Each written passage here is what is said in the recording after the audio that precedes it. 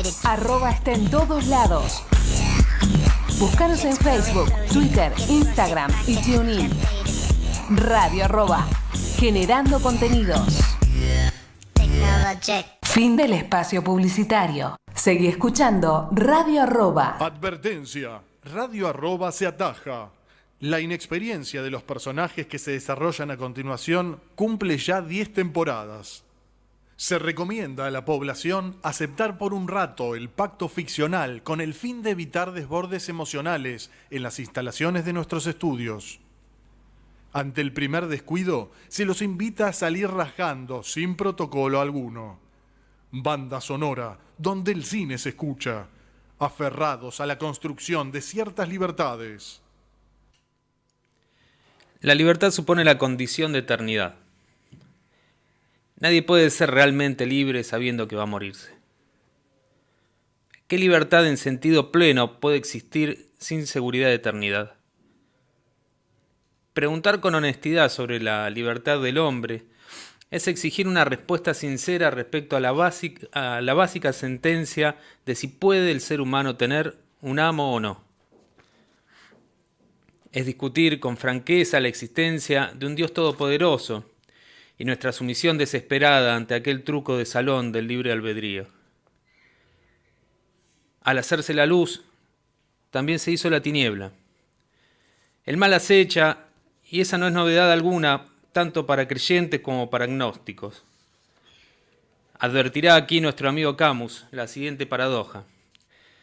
O no somos libres y el responsable del mal es Dios Todopoderoso, o somos libres y responsables, pero Dios entonces no es todopoderoso.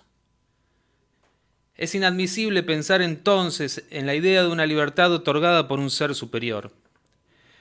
Nos reduce aquello a tener de la libertad la concepción de un prisionero o de un individuo moderno regulado bajo las leyes que protegen su miedo, aquella concesión aceptada y tácita según la cual nuestros actos están delineados bajo una extensa y puntillosa lista de prohibiciones sentenciadas por la mano invisible del Estado.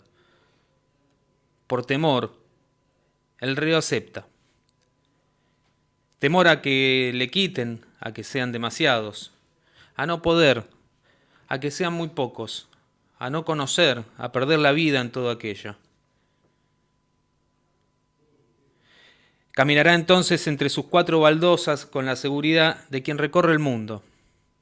Conocer los límites, los propios límites, y la muerte ciertamente es uno de ellos, nos hace experimentar algo parecido a la idea ordinaria de libertad. Nos da cierta ventaja, pero también, claro, nos angustia, porque de alguna manera quita aquellos velos que esconden el carácter absurdo de la existencia. Mayormente el universo no guarda para nosotros demasiadas buenas noticias. El saber nos reafirma nuestro carácter finito, en el sinsentido de todos nuestros actos, en la insignificancia de nuestro viaje dentro del inconmensurable universo. Tal como nos decía Alejandro alguna vez, saber es siempre morir un poco, vivir, en cambio, es preguntar. Pensar la libertad en la soledad propia del ser es quizás una tarea sin demasiados desafíos. Ante la aparición de un otro, nuestra libertad se ve amenazada. El carácter hostil de la otredad se manifiesta en la imposición de un límite, a tal punto que aquel otro nos modifica, avasallando de alguna manera nuestro deseo. Decía Sartre, un hombre es lo que hace con lo que hicieron de él. Es interesante pensar la libertad quizás en su modo más clásico, como la prohibición misma de circulación. Estar privados de nuestra libertad en ese caso es la imposibilidad manifiesta e impuesta de ocupar el lugar que uno desea, o sea, el encierro mismo. Urge señalar la falacia propia de este enunciado muy difundido en el pensamiento cotidiano. Perder la libertad es perder la privacidad, es claramente estar condenados a que todos nuestros actos, hasta los más íntimos, hasta los más impropios, sean públicos. Ante semejante panorama, nos preguntamos entonces cómo llegar a ser libres, de qué manera lograrlo. Quizás aquí coincidamos con lo pensado por el finado Platón y ubiquemos nuestra respuesta no en este plano de lo corpóreo, sino en aquel otro de las ideas. Y pensemos de esta manera en el diseño del paraíso. La mala noticia, entre tantas, es el advenimiento de una nueva paradoja. Si el otro limita hostilmente, entonces mi paraíso jamás podrá satisfacerlo. Lo que para mí podría llegar a ser el diseño paradisíaco de un hábitat, para el otro, inabarcable y avasallante, podría tranquilamente transformarse en su propio infierno. Tal vez entonces, mis queridos amigos y amigas, nuestra única posibilidad de ser libres en este mundo donde las buenas noticias escasean, donde nos condenamos a los grilletes de una prisión perpetua solo por temor, donde lo prioritario es la búsqueda obsesiva de algún sentido, de un absoluto, y donde nos ilusionamos con el control del conocimiento. Tal vez nuestra única oportunidad entonces resida no aquí, en este plano de cuerpos que se degradan y sentidos que nos mienten, sino en el de la imaginación, en la laboriosa creación solitaria e inteligente de un paraíso propio. Sophie fue una nena de papá y hoy duerme en cárcel de mujeres. Ella no saldrá nunca más, así paga su libertad. Soledad, te amo, se tatuó en las gomas una larga noche. Las flacas se la bancan bien, acá no te podés caer. Y el cielo casi no se ve a menos que voles muy alto. Mate, porro, dedo y keramit, la vida es este trago amargo. Y las lágrimas son de verdad, acá no existen los cocodrilos. La ducha no se puede usar, nos recagamos todas de frío. Necesito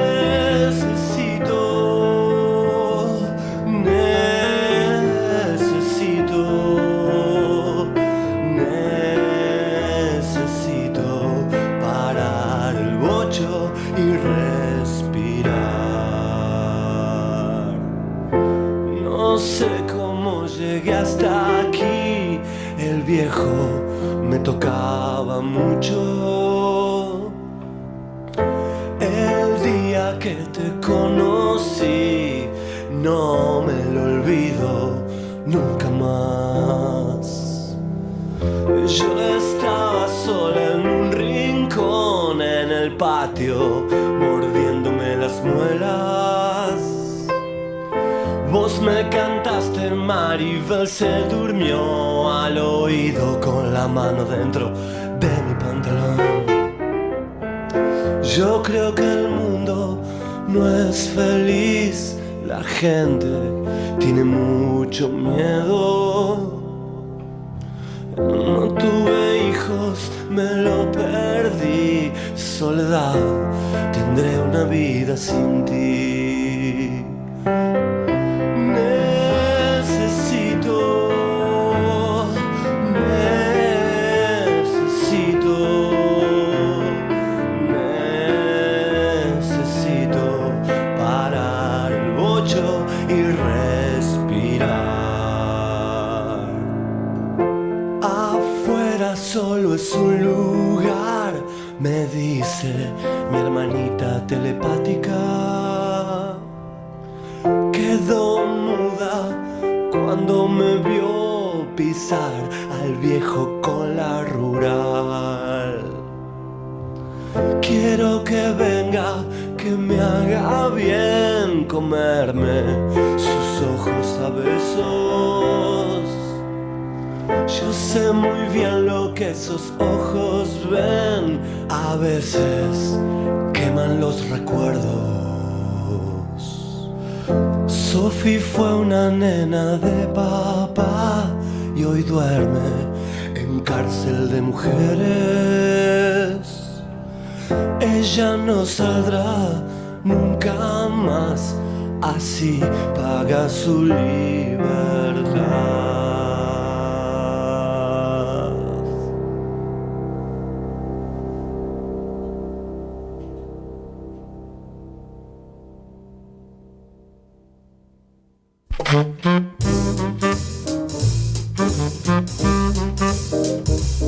Muy buenas noches, y de esta manera abrimos las puertas de este bolichete que dimos en llamar Banda Sonora, donde el cine se escucha. El que te saluda ahora es mi amigo Marcelo Hernández Nicola.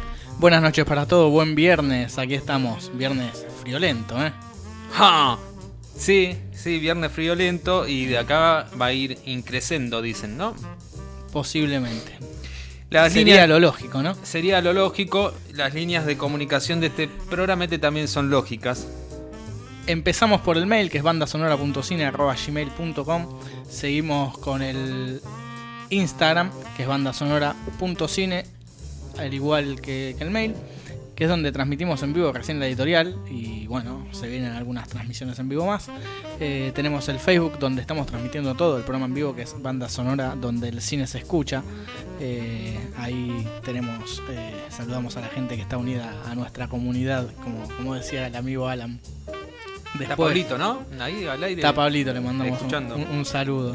Y después tenemos el Twitter y el Telegram, que es Banda Sonora Cine. ¿Qué más? ¿Qué más quiere? Tenemos un nuevo adscripto. Tenemos un nuevo seguidor en Instagram. Sí. En Telegram, que ya comentó y todo. Un genio. Nos gusta así, que participen, que se aprendan del señor. Claro. Queremos saludar a nuestros amigos. Estamos con Pablito de Radio Positiva, quien tiene la heroica tarea de repetir este programa los jueves a las 21. También están nuestros amigos de Lutería en Congreso, servicio integral de lutería, construcción, mantenimiento y reparación de instrumentos de cuerda. Los buscás por Facebook e Instagram como Lutería en Congreso. El mail es luteriaencongreso@gmail.com. Y el teléfono es 11 60 32 94 11. Hablás con Lele y lo saludás de parte nuestra. Un dato más que no dijimos, Y se muere. Se queda dormido. No, el blog, que es Banda Sonora donde el cine se escucha.blogspot.com.ar. Lo que decimos siempre, ¿no? Está al dente ya. Donde dice programa, hace clic y nos puede escuchar por Mixcloud. Y después tiene editorial, impresiones, la historia de cada director. Que no la decimos acá, pero en el blog está, ¿no? Lo que estamos haciendo ahora de cada ciclo, no hemos dicho la historia de cada director, sino hemos hablado de el ciclo en particular, pero en el blog está. Así que estamos haciendo trabajo de postproducción también. Y además está la película completa abajo, ¿no? Y la sinopsis, como por si no tenés ganas de ver la peli, pero sí de leer los textos. Claro. Ves de qué se trata y la ficha técnica, está todo, todo lo que ¿Qué más hace. querés? Decime qué más querés. Nada, ya con todo eso. Y después nos pueden buscar, como decimos siempre, en eBooks o en Spotify. Seguimos entonces con nuestro ciclo, por acá por Radio Arroba, de Nuevo Cine Argentino. Y en esta ocasión tenemos a Pablito Trapero. Son todos Pablo hoy. Saludamos a Pablo de Radio Positiva, Pablo Trapero, ¿qué pasa? ¿No? Bueno, con su película Leonera. Ya nos vamos un poquito más de los 90, ya salimos de los 90, entramos al 2000, en la primera década del 2000 sale esta película Leonera, y la síntesis dice de esta manera, escuchá.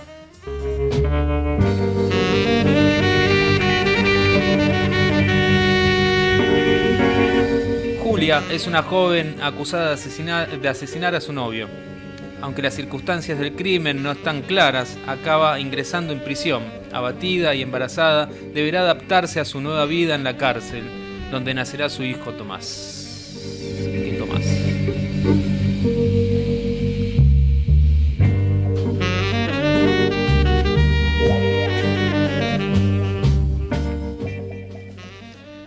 Una jaula que se abre.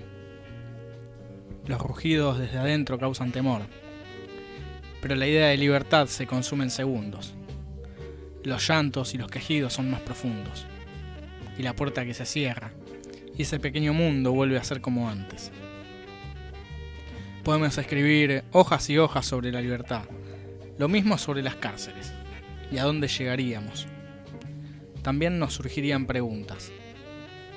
¿Es una cárcel un lugar para criar niños?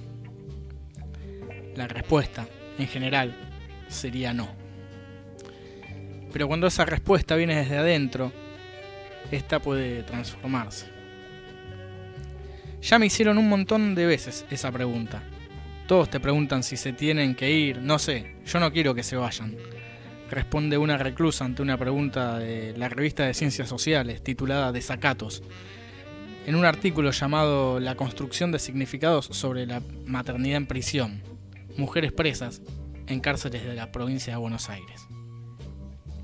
Allí harán un repaso de cómo viven y sobreviven en las cárceles y habrá entrevistas hasta llegar a la clásica pregunta. El artículo agrega: si bien la compañía de sus hijos les da fuerzas para seguir, es algo por lo que luchar. Como suelen decir, al mismo tiempo en sus relatos, hay afirmaciones recurrentes, como este no es lugar para ellos. La maternidad en el encierro se configura como una experiencia ambivalente, pues ser madre, en sus palabras, es lo mejor que me pudo haber pasado, y a la vez genera un gran sentimiento de culpa porque los niños comparten la detención. Todos esos sentimientos que venimos explicando ahí arriba afloran en Julia, el personaje excelentemente interpretado por Martina Guzmán, en el film Leonera, de Pablo Trapero. La película arranca con una canción para chicos, pero la simpatía girará rápidamente al drama con las escenas iniciales. Un asesinato, una acusada y el cambio de vida de un momento para otro serán el comienzo de la pesadilla. El director nos mostrará las cárceles y nos presentará cómo conviven allí las madres y futuras madres privadas de su libertad. La cámara será un testigo más de esas vivencias. Los primeros planos sobre Julia mostrarán esos primeros minutos de sufrimiento y su mirada perdida, mientras la sangre surge como compañera de batalla. La cámara, por momentos, parecerá escondida intentando recluirse y ser solo un simple espectador, para luego pasar a primeros planos para marcar la angustiante realidad. El guión, firmado por Trapero junto a Alejandro Fadel, Martín Maure y Santiago Mitre, cumplirá con la norma de los 3 actos aristotélicos e irá, como solemos decir siempre, creciendo de forma dosificada. El personaje de Martina Guzmán irá cambiando a medida que pasa la película. Las elipsis temporales nos llevarán a notar esos cambios de forma más profunda.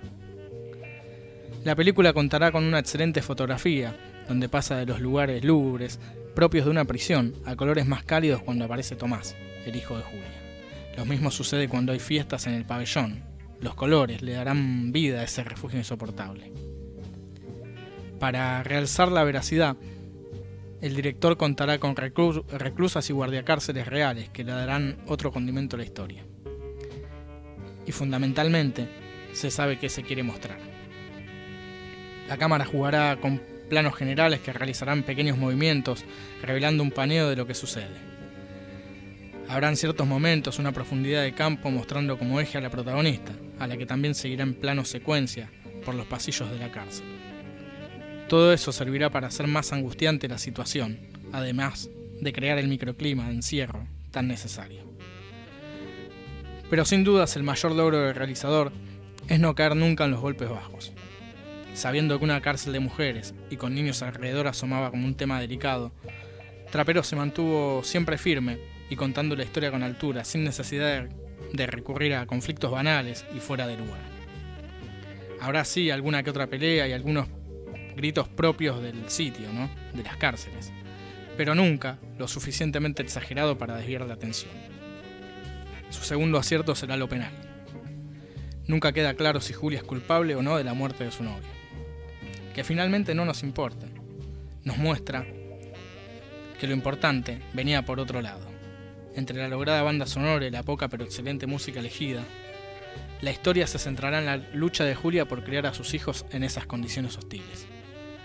Será su vecina de celda, Marta, quien le dice: agradecé que tenés la panza, este pabellón no es la cárcel, dándole a entender que ahí tenían una posibilidad diferente al resto. La solidaridad entre ellas será clave para contrarrestar cualquier efecto nocivo de convivencia. La llegada de la madre de Julia será un anticipo del caos, y las miradas y las acciones serán diferentes. La vida en la prisión será más solitaria y poco gratificante. Encontrará ciertos momentos de paz, pero con un objetivo común: estar con su hijo. Entonces, volviendo al artículo que mencionábamos al principio, volvemos a la misma pregunta. ¿Es una cárcel un lugar para criar niños? Y nuevamente, todas las madres responderán que sus niños no pueden estar mejor que a su lado y ninguna está dispuesta a desvincularse de ellos por medio de la entrega en adopción. Además, la posibilidad de egresar a sus hijos para que vivan en hogares, una de las soluciones propuestas por los funcionarios, implica la amenaza de una ruptura total del vínculo con los niños, porque saben que se encuentran en un lugar subordinado de asimetría extrema en caso de tener que entablar algún tipo de reclamo para poder ver a sus hijos. Será, por este contexto, que desde estas trincheras apoyaremos a Julia y su furia leona, que es, sin más dobleces, que el amor de una madre.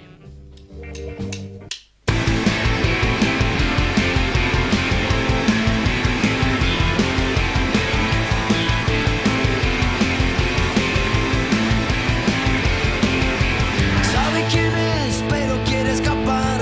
Sabe por qué, pero no puede explicar. Salió de su nido y entró a su prisión. Su propia miseria pateó. Solo el destino le ayuda a pensar. Quedarse en el suelo, volar.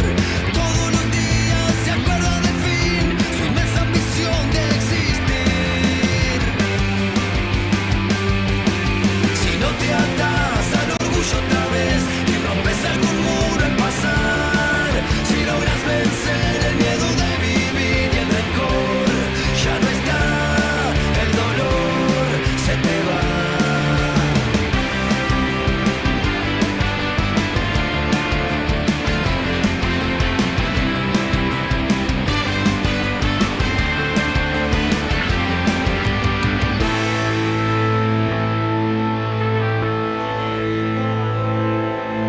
Un mal recuerdo le impide dormir, borra ese sueño que le hace reír. Siente sus tripas como un ventanal que de una pedrada se cae. Toda su historia en el borde también, la imagen le tensa la piel. Guarda utopías que esperan con él, seguir o dejarse caer.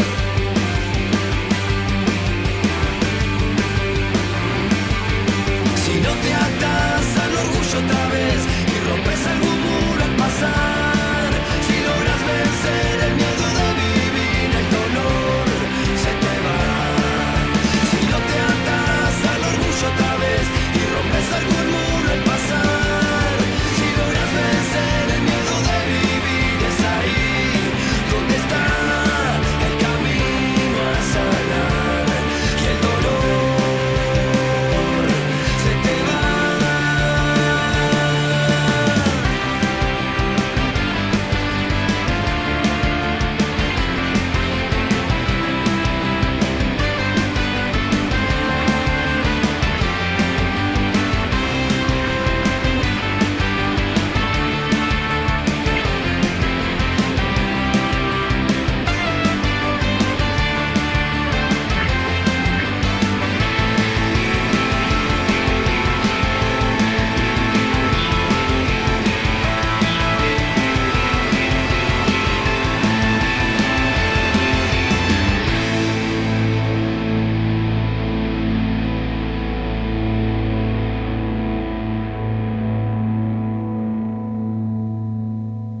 Rachel, está embarazada.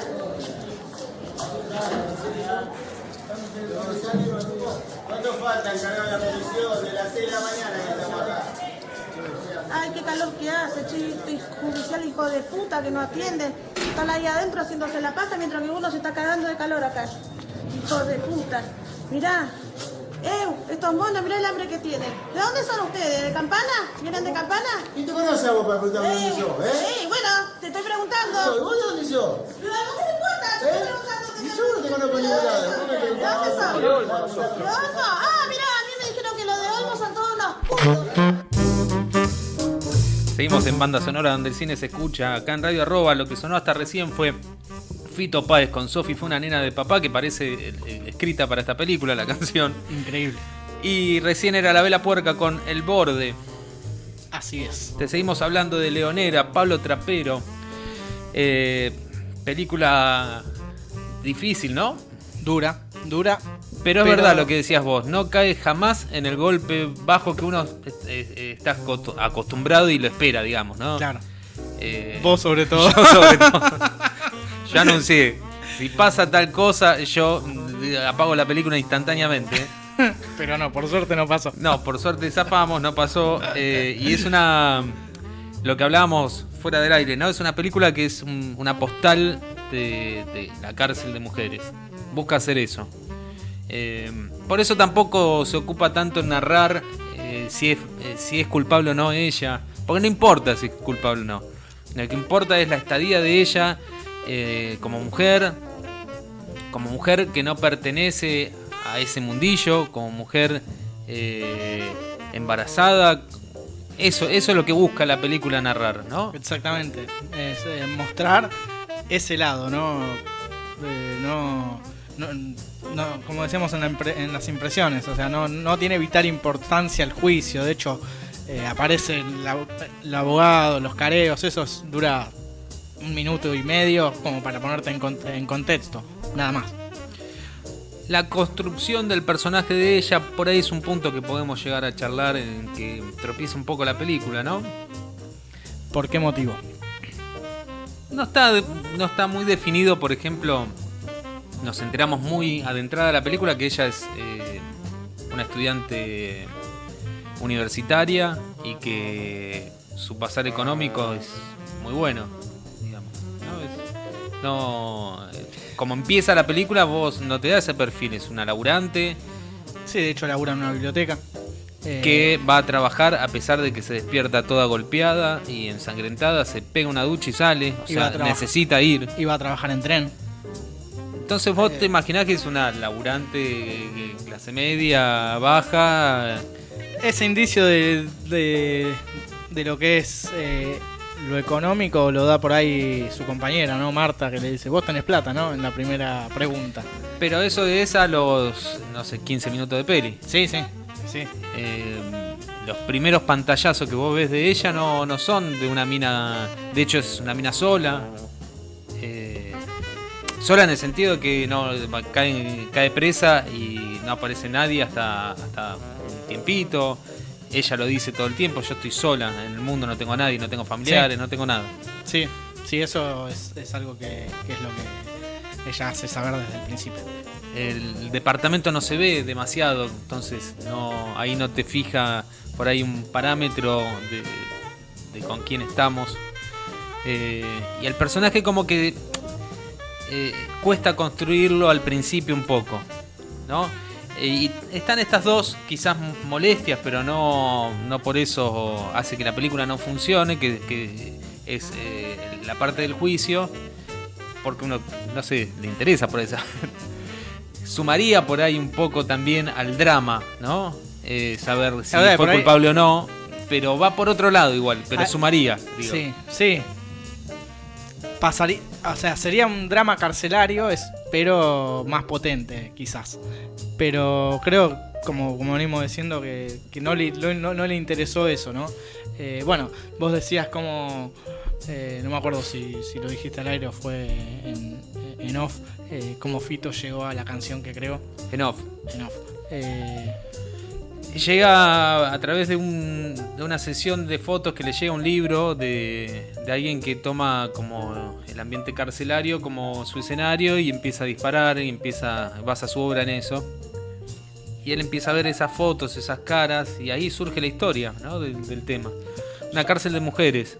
Claro, bueno, supuestamente acá la historia era porque el hijo de Pablo Trapero también iba con el hijo por una cárcel y dijo, ¿y esto qué es? Y ahí le surgió toda la historia, ¿no? Un nene dentro de una cárcel, ¿cómo sería? Y empezó a investigar. Es interesantísimo. Interesantísimo el trabajo, más allá del trabajo actoral de Martina Guzmán, que además es productora de la película, y además de ser la esposa del director, que se ha entrevistado, hizo entrevistas con presas, con reclusas, con guardiacárceles para el armado del personaje. Búsqueda de información. Leí por ahí también que este grupo de presas que actuó en la película también como que se refería a ella, la adoptaron a ella como referente y ella tenía que ser, de hecho en un momento se nota en una escena cuando ella ella está con el hijo y lo dirige ella hacia dónde tiene que mirar. Que uno que alguna vez vio una atrás de cámara entiende que en realidad eso no era parte de guión, ¿no? Le estaba diciendo, vos tenés que mirar para allá. y aparece y queda como nada, como una línea de diálogo, pero ella como que dirigió mucho dentro del set. Sí, eso lo leí también, dirigió mucho y era como la que llevaba la corriente, ¿no? Entre las presas y Pablo el trapero no le costaba entrar desde la dirección en lo actoral, ¿no? Le hacían caso a ella básicamente. Entonces la referente era ella y se acabó. ¿No? Debe ser jodido. Importante. Y, sí, eso es importante, pero debe haber sido jodido, ¿no? Porque bueno, decirle tal cosa. Estoy dirigiendo yo la película, tener intermediarios es un dolor de cabeza siempre. Yo me imagino a Lucas en ese sentido, renunció a los 3 segundos. Miren, muchachos, claro, con fierro en la mesa. Vamos a charlar, claro, no. O me dan bola a mí o echo a la protagonista. Aunque sea mi mujer y mi productora. No, es que debe ser muy, muy difícil tener que hacer retomas, por ejemplo, todos cansados, aparte con gente que no es profesional, ¿no? Pero bueno, esto es justamente las claves del nuevo cine argentino y estas las tiene todas, aún siendo ya una película media pasada de época para lo que fue el nuevo cine argentino. Estamos hablando de 2008. No solo medio pasado de época, sino con quizás no tanto el presupuesto, fue $1 millón, que es mucho, pero bastante.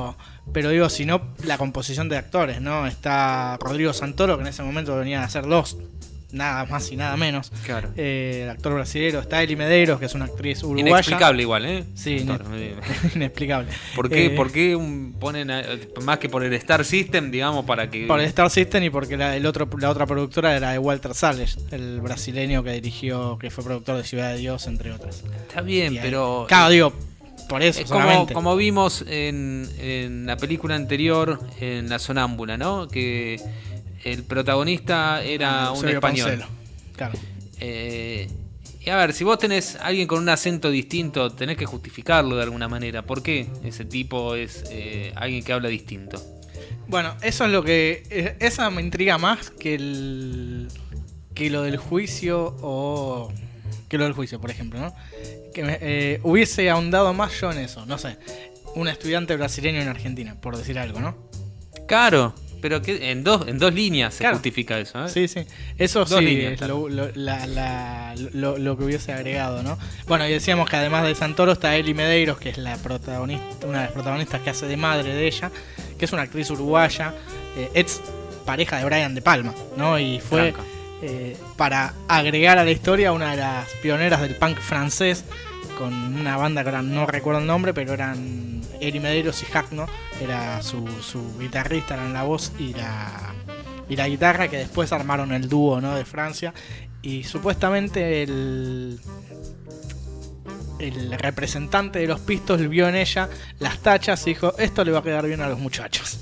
Mira, ahí salieron algunos atuendos para Sex Pistols, así que imagínense, y acá haciendo el personaje de madre con plata, ¿no? Que viene de España, si no me equivoco. Sí, sí, no dice bien de dónde viene, pero sí está hablando en francés gran parte de la película al exterior por teléfono. De hecho el contestador está en francés, lo que marca por ahí cierta elite de la familia allá, ¿no? Claro.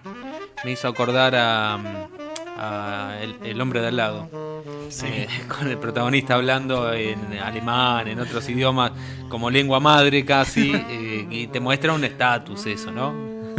Acá pasa lo mismo, es el mismo recurso. Tienen los recursos también típicos de la nueva ola, que son esto, decíamos, actores y actrices no profesionales. Como escuchabas recién en el audio, un lenguaje que busca salir de lo teatral y busca ser más cotidiano, más fluido, más real.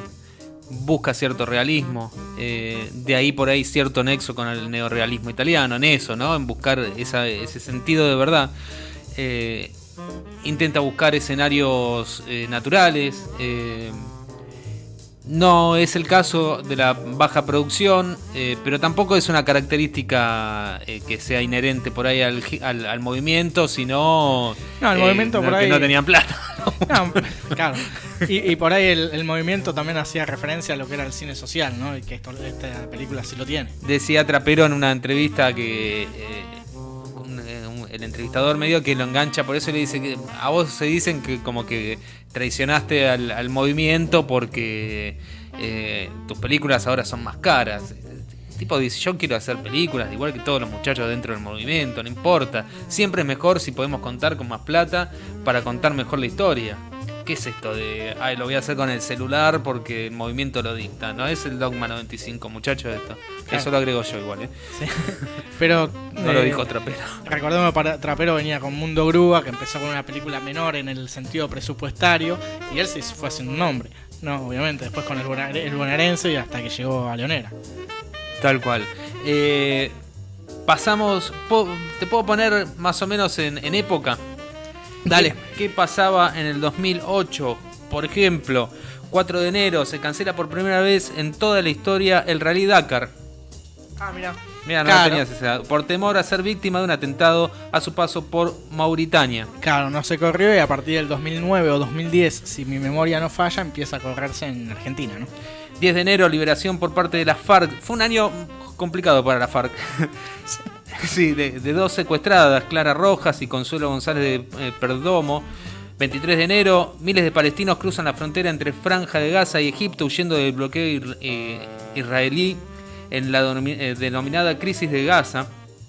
4 de febrero, el movimiento Colombia Soy Yo convoca a millones de personas en una marcha a nivel mundial en contra de las FARC y por la libertad de los secuestrados en Colombia. 13 de febrero, en Australia, el primer ministro Rudd presenta una disculpa formal, escuchá esto, es muy interesante, sí, a los descendientes de aborígenes del país debido al secuestro sistemático de niños aborígenes llevados a cabo por el gobierno australiano entre 1869 y 1976. Acá nomás. Ya desde 1998, todos los 16 de mayo se celebra el Día Nacional del Perdón. 19 de febrero, el presidente cubano Fidel Castro, en un mensaje publicado por el diario oficial Granma, renuncia al cargo por motivos de salud después de 49 años en el poder. 14 de marzo, Hugo Chávez funda el Partido Socialista Unido de Venezuela en reemplazo del movimiento Quinta República. 15 de abril, se inicia la reunión regional del Foro Económico Mundial para América Latina en Cancún, México. 29 de junio, España gana la final, esta la tenés que saber, y se proclama campeón de la Eurocopa de Fútbol. Así es, el primer título para España, que luego gana el Mundial 2010 con gol de Iniesta, el Iniestazo, y luego repite en el 2012. Qué bárbaro. De la Eurocopa hablamos, ¿no? Tenemos también dentro de poco, Marce, los estrenos, ¿no? Que podemos llegar a nombrar, que se estrenaba en el 2008. Sí, pero también después de eso vamos a seguir con la historia del nuevo cine argentino, ¿no? 27 de diciembre, Israel inicia un bombardeo masivo contra civiles en Franja de Gaza, Operación Plomo Fundido, causando cientos de muertos y heridos. Este es el panorama mundial cuando se estrenaba la película. 2008, sale Leonera y pasaba esto en el mundo. Bueno, ¿querés seguir con lo del nuevo cine argentino? ¿Cómo estamos? Estamos bien. ¿Qué recordás? A ver, te voy a hacer un parcial. ¿De qué hablamos antes sobre el nuevo cine argentino? ¿Cómo arrancó la cosa? ¿Te acordás algo? No. Así no se puede. Como en todos lados. ¿A qué te referís? A ver, porque yo ya hablé recién sobre el movimiento. Es lo que sé. Lo que vimos de historia, ¿no? Vimos como hicimos en el ciclo japonés, acá también hicimos el recorrido de lo que habíamos visto, ¿no? Hablamos de, por ejemplo, el primer film, que fue el viaje del doctor Campos Salles a Buenos Aires en el año 1900. que documentó la vida del presidente de Brasil, Manuel Ferraz de Campos Salles. Ese fue el primer film oficial, digamos, ¿no? Aunque la primera película es la que venimos nombrando hace un tiempo y también fue homenajeada hace unos años, en 2009 justamente fue homenajeada, que fue La Revolución de Mayo, es considerada la primera película argentina, ¿no? Luego tenemos el primer éxito de público, que fue Nobleza Gaucha, escrita y dirigida por Humberto Cairo en el año 1915. Eso fue lo primero que encontramos. Después encontramos similitudes a las películas de Griffith y lo que Griffith sabemos que creó. Vos hablabas, claro, de la historia del cine nacional. Exacto. Okay. Yo pensé que me hablabas del movimiento. No. Después empezó el movimiento en radio, ¿no? El radioteatro. En 1931 llegó Muñequitas Porteñas, que fue la primera película hablada, ¿no? La primera película hablada fue... Con sonido. Muñequitas Porteñas, dirigida por José Ferreira. No, la primera con sonido fotográfico. El cantante de jazz. Fue, no, pero acá fue... También tiene que ver con todo, porque allá fue el jazz y acá ¿qué fue? El tango. Fue Tango de 1933, la película iniciática de la empresa argentina Sonofilm. Después hablamos de los que fue la generación del 60, ¿no? Donde estaban, bueno, los amigos Fabio y compañía, Manuel Antín, Leopoldo Torres Nilsson, Lautaro Murúa, Rodolfo Kuhn, algunas películas, Los Inundados, por ejemplo, de Birri, Los Jóvenes Viejos, La Cifra Impar y demás. Eso fue la generación del 60 hasta llegar a los 70, que ahí está Raimundo Gleiser, ¿no? Esto algo lo dijimos la semana pasada. Raimundo Gleiser llega con Los Traidores en 1974. Para muchos es la película sobre el asesinato de Rucci, ¿no? Que tiene que ver con eso. Raimundo Gleiser fue uno de los detenidos desaparecidos de la dictadura de 1976 a 1983 y fue la cara de ese movimiento que empezaba en los 70 a hacer cine político, que, bueno, después junto a los Walsh, junto a los Osterheld en Otras Artes, bueno, sabemos todo lo que pasó. Hay una mosca molesta. Sí, no importa. Perdón. Bueno, después de eso se vino lo que a Lucas le gusta llamar la comedia picaresca, ¿no? Los Olmedo, Porcel y demás, hasta los 80, mediados de 80, luego de la dictadura, empezaron lo que fueron las primeras bases del nuevo cine desde otra manera, ¿no? Esperando la carroza, La Historia Oficial, la que nombramos el otro día, El Verso y compañía. Pero que eran todavía películas que no salían del esquema más teatral, ¿no? Exactamente. Diálogos más acartonados, no tanto obvios por ahí, pero... El director Manuel Antín dicen que fue una de las piezas claves de lo que fue el nuevo cine argentino, porque fue el que creó la Fundación Universidad del Cine, la FUC. La FUC. Así que el semillero principal de los jóvenes directores. Por este motivo, entre otras cosas, muchos lo consideran uno de los padres del nuevo cine argentino, ¿no? Claramente, para muchos, la historia del nuevo cine argentino empieza, según dicen los críticos, los que saben. Sí, entre ellos está Agustín Campero, de quien estamos leyendo varias de las cosas que publicó en su libro sobre el nuevo cine argentino, la película Rapado, ¿no? Acá voy a hacer un resumen de lo que escribe él, porque es interesante. Dice: al principio el cambio fue paulatino, dice, casi germinal. La primera imagen corresponde a un plano no muy detallado de dos rostros arriba de una moto, frente al viento, apenas iluminados por una luz discreta y con pequeñas luces difuminadas sobre la oscuridad del cielo. Los primeros sonidos: el gruñido de una moto de baja cilindrada primero, y tres grupos de pocas notas, dos de ellas repetidas con rapidez, varias veces y en series, gobernadas por una melodía mínima. Un par de minutos después, las primeras palabras, frías, pausadas, monocordes y musicales, dichas por uno de los jóvenes mientras apunta una invisible navaja al cuello que sostiene la otra cara. Bajate, dame la billetera, vacíate los bolsillos, dame el reloj. ¿No tenés reloj? Dame las zapatillas. La anécdota terminaría siendo menor y funcionaría como una excusa para el desarrollo de la película. Un joven director elegía un tono lacónico consistente en una puesta en escena mínima, con planos más bien alejados, unidimensionales, despojados de profundidad, con economía narrativa mediante el cual se desarrollaba una película cuyo tema era social e históricamente irrelevante, y dentro de la cual no se despliega ningún énfasis. Los protagonistas no emitían juicio alguno, no eran utilizados por el director para vociferar un enunciado con sentido político sobre temas de actualidad. Era un cine del presente y su final no concluía nada. El joven director se llamaba Martin Reichman, su película Rapado, y al devenir de lo que se inauguraba se lo denominó Nuevo Cine Argentino. Muy bien. Ahí otra vez decimos, están todos los elementos, ¿no? En eso.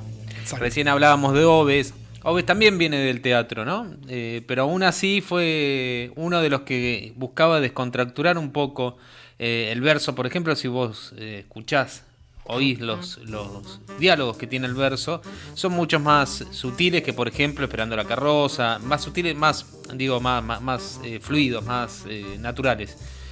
Sin tanta teatralidad, ¿no? Por eso Oves también era el guionista que era, ¿no? Sí, seguro.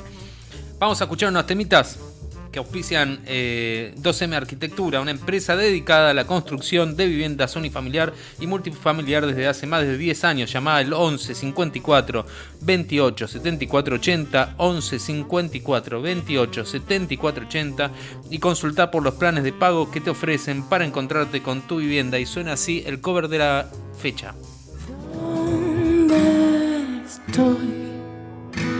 Ya no existe el reloj, ya no existe la arena, solo Dios me podría descubrir, me podría dar la pena, porque solo amor en mí y nada más que el tiempo que se pierde.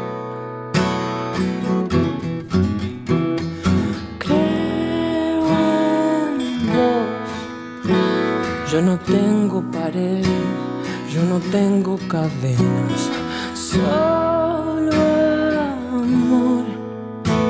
Solo quiero vivir, solo quiero esta vena, porque hoy estoy acá, rodeada de las cosas que no vuelven.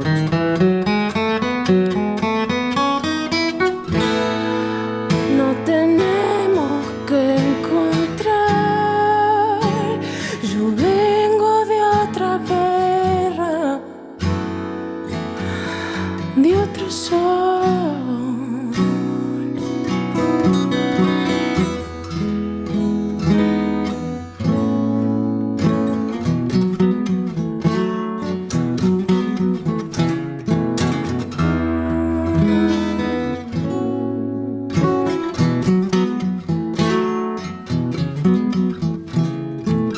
Bajo alrededor y por donde yo voy y de donde yo soy no hay tiempo.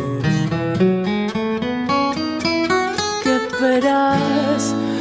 ¿Qué verás atado así? Yo vi que no había nada. Tu palabra.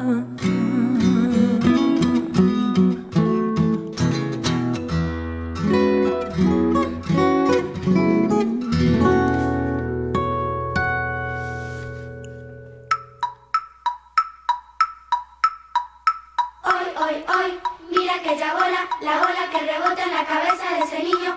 ¿Quién es ese niño? Ese niño es mi vecino. ¿Dónde vive? En aquella casa. ¿Dónde está la casa? La casa está en la calle. ¿Dónde está la calle? En la ciudad. ¿Dónde es la ciudad? Entre las montañas. ¿Cuáles montañas? Montañas de los Andes. ¿Y dónde están los Andes? En América del Sur. Seguimos en Banda Sonora donde el cine se escucha. Esto es Radio Arroba. Lo que escuchábamos recién era Anne Spill.